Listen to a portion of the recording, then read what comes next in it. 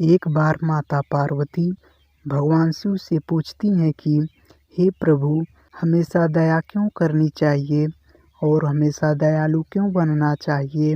तब भगवान शिव बताते हैं कि हे देवी, दया का अर्थ है सबके साथ नम्र होना, मित्रता, सहायता और प्रेम की भावना रखना। दयालु व्यक्ति वे होते हैं जो दूसरों की खुशी के बारे में सोचते हैं। हमें न केवल अपने परिवार और मित्रों के साथ बल्कि गरीबों और बीमारों के प्रति भी दयालु होना चाहिए। हमें पशुओं और अन्य जंतुओं के प्रति भी दयालु होना चाहिए। बहुत पुरानी बात है, बादशाह अमर सिंह बहुत गरीब था। वह एक मामूली सैनिक था। एक दिन वह बंदूक लेकर घोड़े पर बैठकर जंगल में शिकार खेलने गया। उस दिन उसे बहुत दौड़ना पड़ा, पर कोई जानवर हाथ नहीं आया। बहुत देर चलने के बाद एक हिरनी दिखाई दी। वह अपने छोटे बच्चे के साथ घास चर रही थी।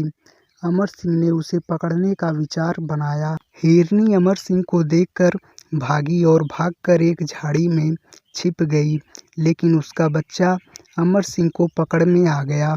उसने बच्चे के पैर बांधकर उसे घोड़े पर लाद दिया। तत्पश्चात जब बहुत ढूंढने पर भी हिरनी नहीं मिली तो वह बच्चे को लेकर चल पड़ा। हिरनी ने झाड़ी में से देखा कि शिकारी बच्चे को लेकर जा रहा है। बच्चे के मुंह में झाड़ी से बाहर निकल आई। अब वह अमर सिंह के घोड़े के पीछे दौड़ने लगी। अमर सिंह ने पीछे मुड़कर देखा। अपने पीछे हिरनी को भागते देखकर उसे आश्चर्य हुआ और दया भी आ गई।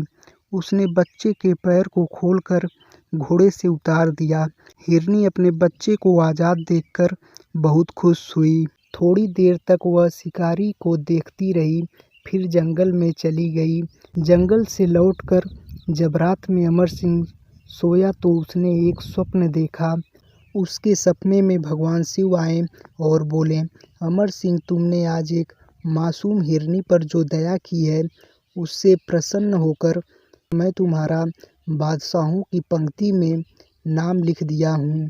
तुम एक दिन बादशाह बनोगे। अमर सिंह का यह स्वप्न सच्चा निकला और आगे चलकर वह राजगद्दी पर बैठा। हिरनी पर दया करने का उसे वह फल मिला। जो प्राणियों पर दया करता है उसका फल उसे अवश्य मिलता है। इसलिए भगवान शिव कहते हैं, हमेशा दयालु बनो। और इस तरह भगवान शिव कथा को समाप्त करते हैं।